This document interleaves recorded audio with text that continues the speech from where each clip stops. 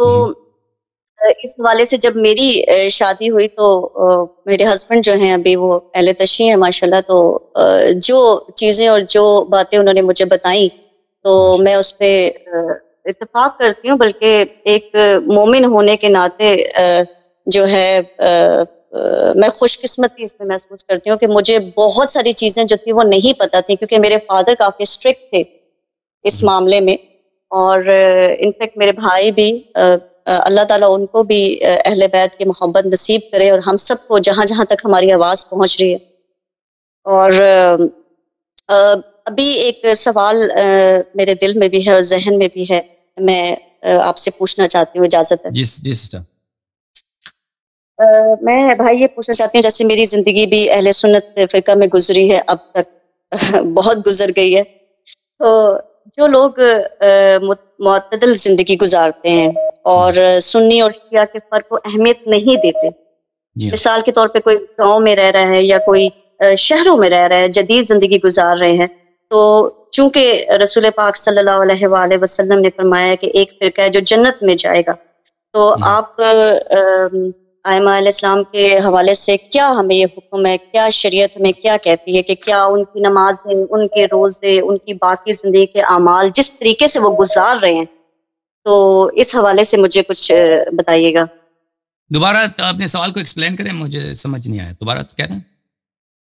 جی میں یہ پوچھ رہی تھی کہ جو لوگ جو ہے ابھی معتدل زندگی گزار رہے ہیں، مینس کے 50-50 پہ گزار رہے ہیں، مینس کہ اس میں شیعہ بھی ہیں، اس میں سنی بھی ہیں، اور ساتھ ساتھ ہی رہتے ہیں، لیکن اہل سنت کا ایک یہ سٹائل ہے یا یہ ماننا ہے کہ وہ چاہے وہ گاؤں میں ہے یا شہری زندگی میں ہے، تو وہ جس طریقے سے اپنی نمازیں اور روزوں کو گزار رہے ہیں اور وہ بڑے مطمئن اپنے آپ کو وہ فیل کرتے ہیں، تو اس کے لحاظ سے کیا آپ حکم، جو ہمارے ائمہ ہیں ان کا کیا حکم ہے، اور وہ جو ایک فرقہ ہے جو جنت میں جائے گا، تو وہ اس چیز کو تھوڑا سا مجھے ایکسپلین کر دیں۔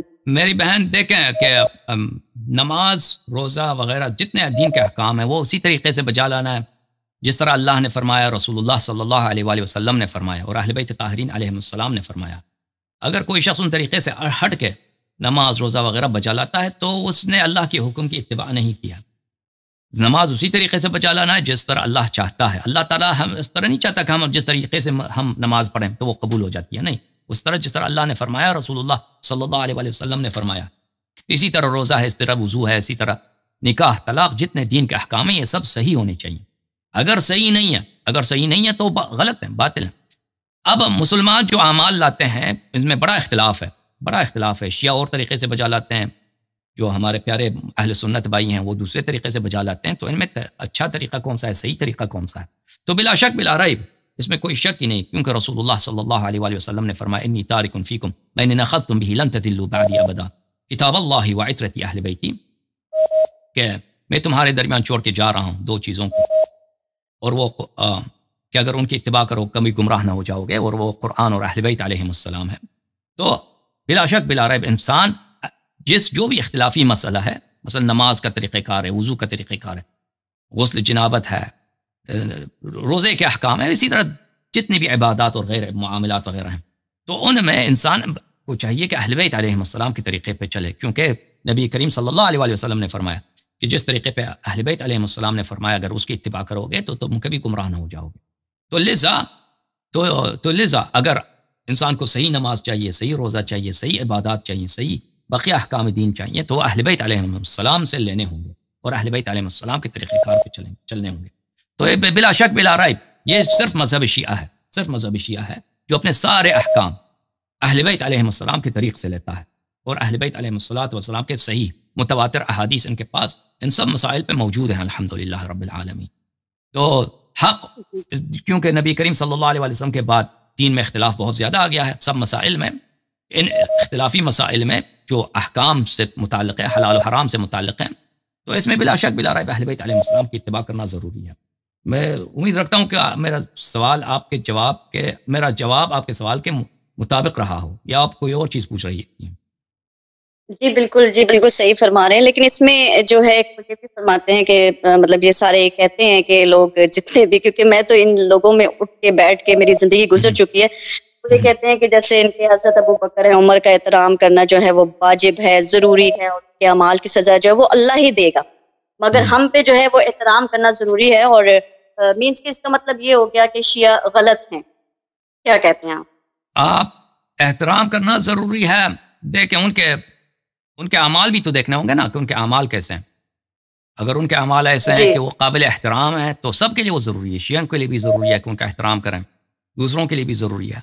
لیکن آپ اس طرح پردہ ڈال کے کہ بھئی ان کے اعمال کو چھوڑ دو، ہم ان کا صرف احترام کرتے ہیں، یہ درست نہیں ہے. ان کے اعمال کو دیکھنا ہوگا، کیونکہ دین کا مسئلہ ہے. رسول پاک صلی اللہ علیہ وسلم کے بعد ان کے اتباع کرنا ہے. اگر ان کی خلافت کی دلیل ہے، ان کی امامت کی دلیل ہے، وہ دکھانا چاہیے ہمیں. ابھی ڈاکٹر صاحب تشریف لائے تھے یہاں پر، ڈاکٹر قادری صاحب.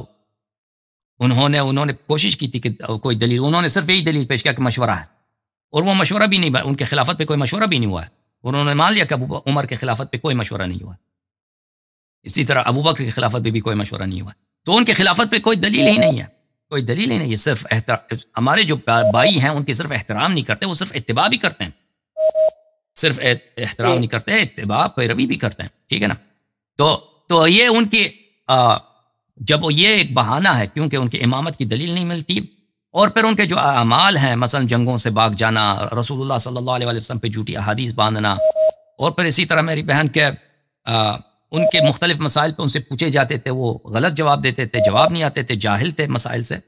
تو ان پہ پردہ ڈالنے کے لیے شیعوں کے لیے ان کے پاس ایک چارہ کار، ایک ایسا بہانہ ان کو مل گیا کہ بھئی ان کا احترام کرو، باقی باتوں کو چھوڑ دو، ان کا احترام کرو. تو کیوں احترام کریں؟ کیوں احترام کریں؟ بھئی پہلے امامت کی اگر دلیل ہے تو دلیل ہے، اگر دلیل نہیں ہے تو پھر ان کی امامت باطل ہے. اور جو شخص باطل دین میں بدعت لے کے آتا ہے اس کا احترام ہم کیوں کریں؟ تو یہ باتیں ہیں جن کا ملاحظہ کرنا ضروری ہے. جی. تو یہ جو بار بار کہتے ہیں کہ سنی جو ہیں، شیعہ جو ہیں، وہ سب جو ہیں وہ غلط ہیں، جہنم میں جائیں گے، سب سنی غلط ہیں یا پھر کیا کہتے ہیں؟ میں تو بہت کنفیوز ہوں کہ سنی کہتے ہیں کہ شیعہ غلط ہیں، تو جہنم میں کیسے جائیں گے؟ وہ ایک فرقے والی جو حدیث ہے اس کے مطابق تھوڑا سا بیان کر ابھی دیجئے. میں جواب دے دیتا ہوں. اوکے، تھینک یو سسٹر، بہت مہربانی. تھینک یو بہت مہربانی. دیکھیں آپ کی خدمت میں کیا عرض کریں کہ دیکھیں، میں پہلی بات ہے یہاں پہ مولوی صاحب تشریف لائے تھے. تشریف کیا لے کے آئے تھے؟ وہ جماعت مخالفین کے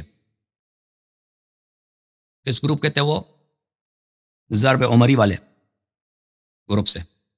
وہ یہاں پہ آئے ہیں، انہوں نے احانت شروع کی ہے شروع ہی سے. تو ہم ایسے لوگوں سے گفتگو نہیں کرنا چاہتے عزیزوں.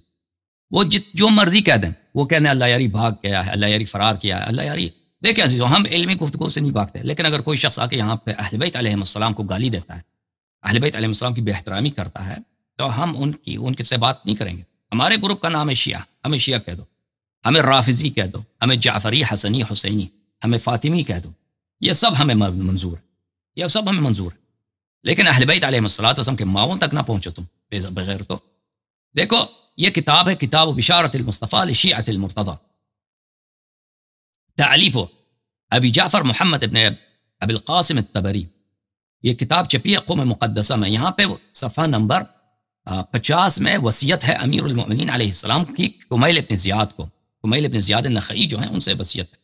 یہاں پہ ملاحظہ فرمائیے، اس وصیت یہ کافی لمبی ہے. صفحہ نمبر 52 میں مناظرے کے متعلق امیر المؤمنین علیہ السلام کی جو وصیت ہے وہ یہ ہے، مناظرے کے متعلق: یا کمیل اذا جادلت فی اللہ، یا کمیل اذا جادلت فی اللہ فلا تخاطب الا من یشبہ العقلاء وهذا ضرورہ.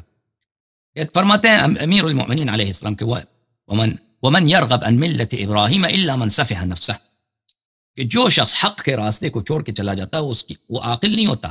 ٹھیک ہے نا، عاقل نہیں ہوتا. تو قاعدہ کیا ہے؟ قاعدہ یہی ہے کہ جو بھی شخص شیعہ مذہب کے خلاف بات کرتا ہے، حق کے خلاف بات کرتا ہے، وہ عاقل نہیں ہو سکتا. وہ شبیہ عاقل ہو سکتا ہے لیکن عاقل نہیں ہو سکتا. یہ کمیل امیر المؤمنین علیہ السلام فرماتے ہیں کہ اگر تم مناظرہ کرنا چاہو اللہ کے رضا کے لیے، فلا تخاطب الا من یشبہ العقلاء وهذا ضرورہ، تم صرف کن لوگوں سے بات کرو؟ وہ لوگ جو شبیہ عقلاء ہیں. عاقل تو کوئی بھی نہیں ہوگا ان میں، کیونکہ یہ ہو ہی نہیں سکتا کہ ایک شخص عاقل ہو اور حق کا راستہ چھوڑ دے، یہ ہو ہی نہیں سکتا. لیکن ہر قوم میں لوگ متفاوت ہوتے ہیں. بعض لوگ بہت گھٹیا ہوتے ہیں اور بعض لوگ گھٹیا نہیں ہوتے. تو جو ہے نا ان لوگوں سے بات نہ کیا کر مناظرہ جو گھٹیا لوگ ہیں. وہذا ضرور ہے، یہ ضروری ہے. یا کمیل ہم علی کل حال سفہا، یہ ہر حال میں آپ کے مخالفین ہر حال میں سفی ہیں. سفی کس کو بولتے ہیں؟ بے عقل. ہر حال میں ان کی عقل نہیں ہوتی. اللہ تعالیٰ نے فرمایا الا انہم هم السفہاء ولکن لا يعلمون، یہ سفی ہیں لیکن ان کو خود پتہ نہیں ہے کہ یہ سفی ہیں، بے عقل ہیں. یا کمیل فی کل صنف قوم ارفع من قوم فإیاک ومناظرۃ الخسیس منہم. ہر قوم میں گٹھیے لوگ بھی ہوتے ہیں اور ان سے اوپر طبقے کے لوگ بھی ہوتے ہیں، اچھے لوگ بھی ہوتے ہیں نا. تو ہم گٹھیے لوگوں سے کبھی مناظرہ نہیں کرنا، گٹھیا سے کبھی مناظرہ نہیں کرنا، کیونکہ وہ گٹھیا، جب انسان گٹھیا سے مناظرہ کرتا ہے وہ اپنے آپ انسان کو اپنی سطح تک نیچے لے کے آتا ہے. ٹھیک ہے نا. تو میں جماعت مخالفین کے جو علماء ہیں میں ان کا احترام کرتا ہوں. خدا ان کو جزائے خیر دے، خدا ان کو عزت دے، خدا ان کو طول عمر دے، خدا ان کے توفیقات میں اضافہ فرمائے. میں ان سے بات کرنا چاہتا ہوں، لیکن ایسے لوگ نہیں جو یہاں پہ آ کے گالی دے دیں. اگر تم ادھر آ کے گالی دیتے ہو تو پھر چلے جاؤ. ہماری اور آپ کی تم جو مرضی کہہ دو، تم کہہ دو یہ بھاگ گیا، کوئی بات نہیں، کہہ دو کہ بھاگ گیا. اذا خاطبهم الجاهلون قالوا سلام. تو تیری مرضی جو تو نعرہ بازی کرتا ہے. جماعت ضرب عمری والوں کو کہتا ہوں کہ تو تمہاری مرضی، تو وہاں کہہ دے کہ اللہ یاری بھاگ گیا، تو جو مرضی کہہ دے، لیکن ہم اس شخص سے بات کریں گے جس کے پاس ادب ہے.